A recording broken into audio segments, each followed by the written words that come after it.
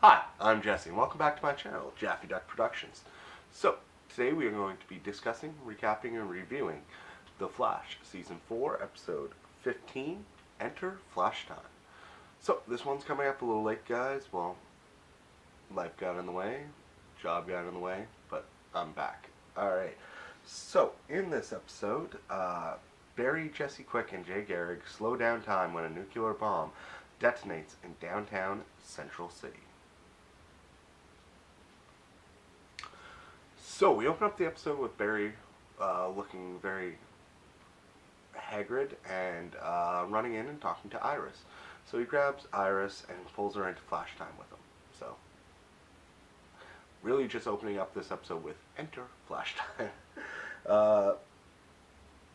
Yeah, so Barry looks like crap. They look at a screen and he reveals that it's something he cannot, he has been unable to stop or save somebody from.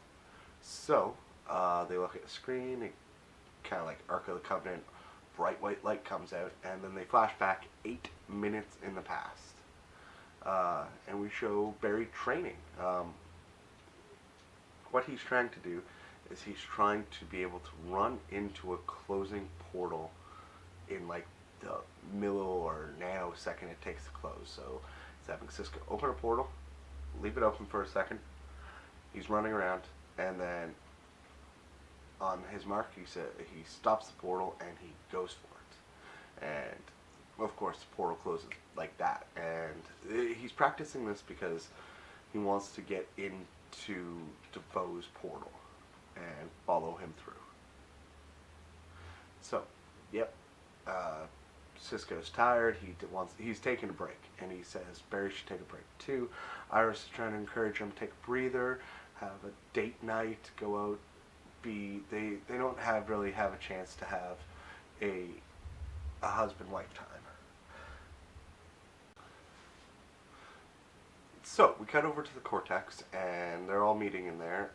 We reveal that Ralph's moved in downstairs. They have been able to track where DeVoe has been, so where his portals have opened and he's come out. It's a history of at least 3 years. So he's been planning for at least 3 years. And this proves that DeVoe is very much like Thawne. Thawne was a big planner, he went through everything, and yeah. So yeah, he's been around for 3 years, hopping in and out of this pocket dimension, and yeah, we cut over to Jessie coming in. No warning, no nothing, so she came on through the breach room, and nobody knew any different. Seriously, they need to get better security in this fucking place. Anyways, so Jesse's here to see Harry. Barry's like, Wally's not here, right? And yeah. So Jesse and Harry. She's like, an apology cube works better with an apology. DeVoe's really in your head. She doesn't believe he's dealing with his wife's death. Jesse wants to get him to get some sort of counseling, to talk about it, to do something. So, Jesse wants for him to go to counseling to deal with his wife's death, at least talk to somebody. Harry doesn't think she understands because it's his wife, and, well, Harry is Jesse's mother, so go fuck yourself. So yeah, they're at a stalemate.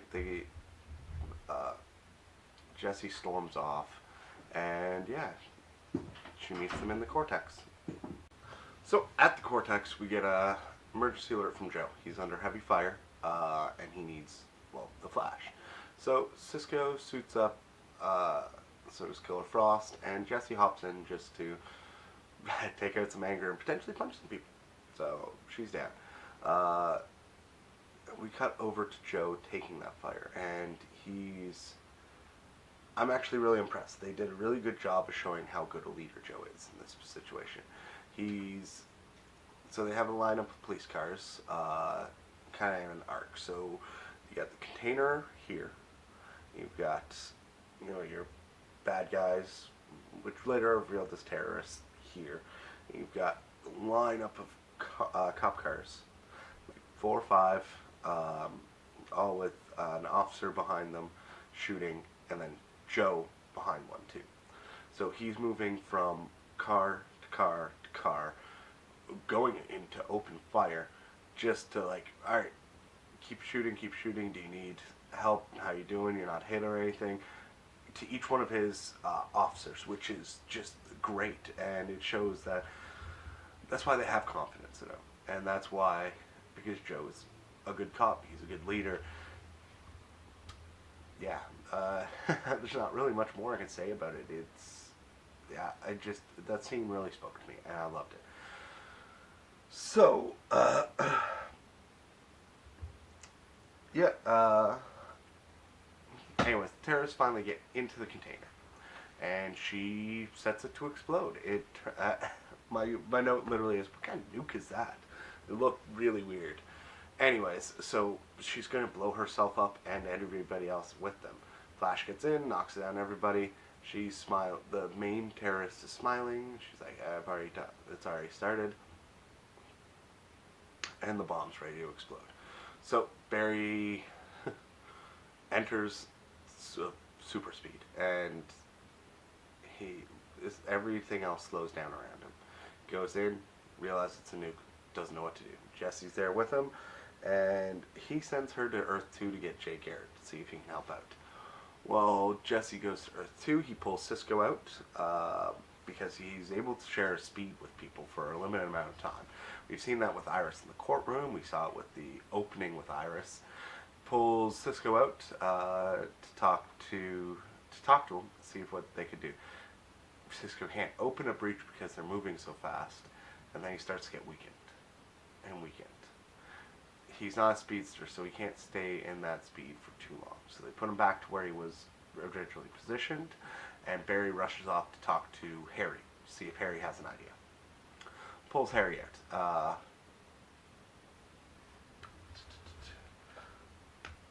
Oh, yeah, forgot 2 big notes there. It's not just a nuke, it's an experimental fission engine, and she broke it. The bomb's going to go from blue to yellow to purple, and then boom. So this is when he goes to Harry. Harry may have an idea. He wants Barry to throw it into the Speed Force. And as pretty much Harry's explaining this, Jay shows up, stunned that Barry can pull anybody into the Speed Force. Not Speed Force, but Speed with him. Flashtime with him. And trying to convince Barry that's a bad idea to throw it into Speed Force, because the Speed Force is one constant in all of the universes. So if he blows up a Speed Force on Earth 1, he's going to blow up the Speed Force for everybody. That kind of explosion would probably destroy it, in his opinion. Harry doesn't think it would destroy it, but Harry's not a speedster. Hasn't been a speedster for 20 plus years like Jay Garrett. So, next idea is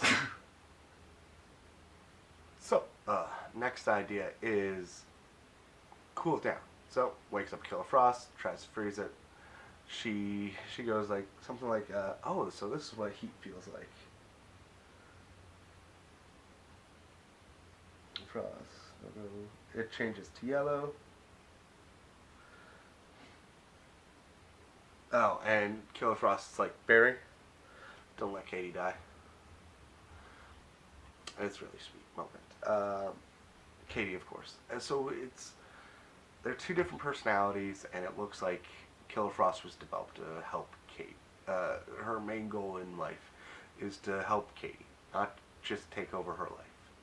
So, I don't know where they're going with all this with Killer Frost and Caitlin Snow. I really don't. I can't wait to find out. Anyways, so I had a theory at this point that it was going to end with them putting in the Thinker's pocket dimension.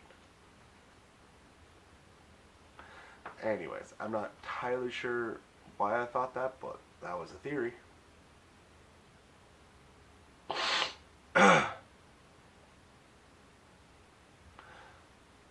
So, next idea comes from Jesse Quick, and that is throw a lightning bolt at it. It's if it has equal or greater power, it should negate the explosion from that. So it will require 3 lightning bolts, one from Jay, Barry, and Jesse, all at the same time. So they do their loop, they go and throw. Jesse, Barry throw at the same time. Jay falters, falls down, and slows down. So this wore down Jay a lot faster. So Barry convinces Jesse to run. He wants her to go to Earth 2, get out of here. Of course, Jesse automatically goes back and starts talking to Harry. Kind of give him a goodbye. She can't bring him into flash time. She can't bring him into flash time like Barry's, but so he gives her. She has a confession to thing, and she just wants Harry to be happy. So Barry, let's see.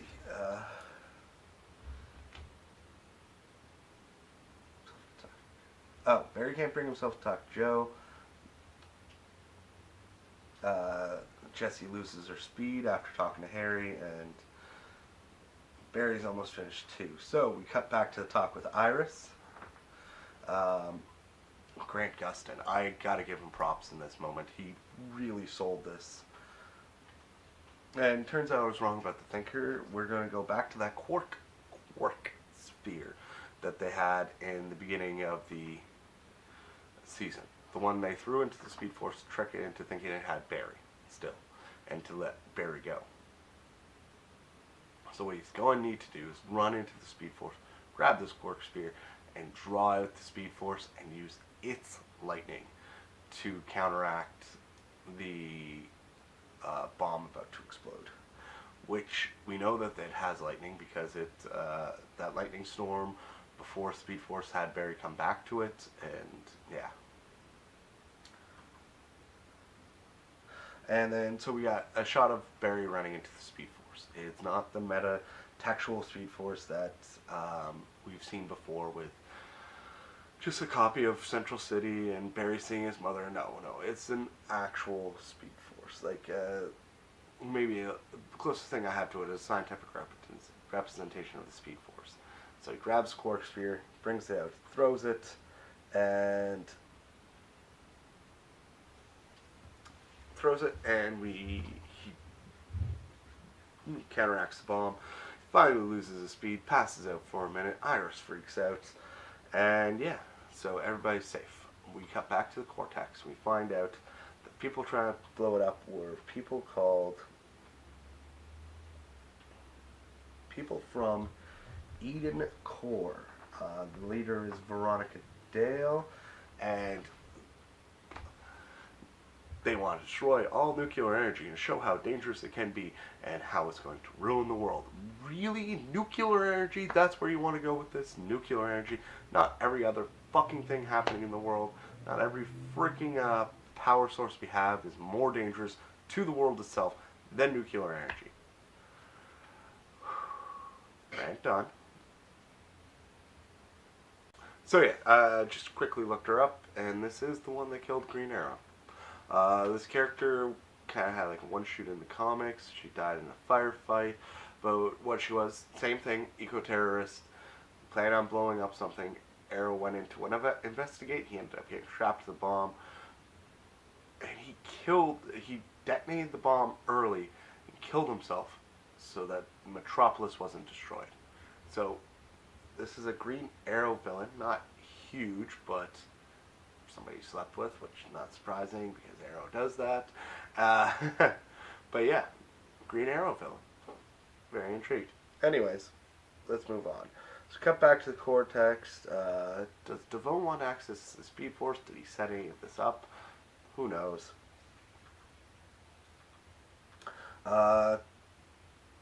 Jay has found out that he's just getting too old for the shit. He was the Crimson Comet. Jay is retiring. And passing on the torch to protect Earth 3 to Jesse. So we cut over to Barry. Barry needs to rest. He needs to rest. It's the doctor's orders, Cisco's orders. Joe's orders, Iris's orders. She admits to Iris that she was right about needing to take a breather. So they offer, hey, how about instead of date night, we have power bars and sweatpants, like a real married couple. Harry says his goodbyes to Jesse. He reprograms the thing that helps Cecile control her telepathy with Joe when he's sleeping, so she can sleep, and reprograms it so if he wears it, he can share his memory with Jesse, and that memory is of Jesse's mother. And sweet moment, no, very few words, but the emotions that both Harry and Jesse have on their faces are very well done. A compliment to the actors on that one. It was it was a beautifully done scene. Period. Anyways, moving on.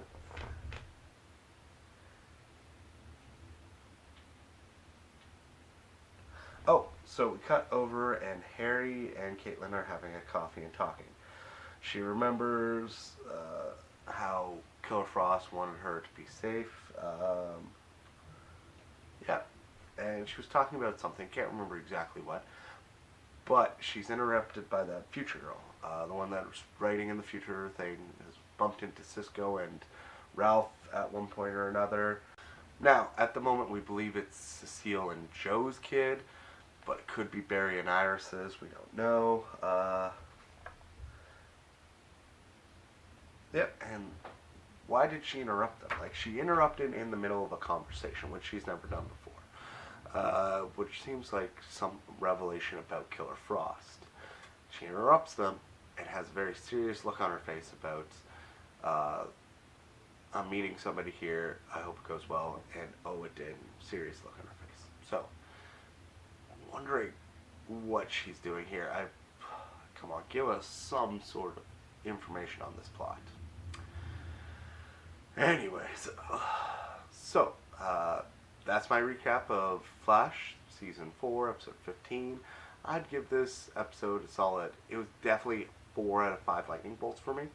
I absolutely love most of this episode. Flashtime was handled really well.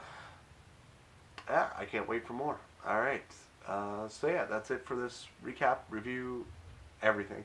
If you like the video, like it. If you haven't subscribed already, subscribe and leave a comment down below. I want to know what your thoughts were on this episode. Anyways, thanks for joining me. Again, I'm Jesse. This is JaffyDuck Productions. I love you guys. See ya.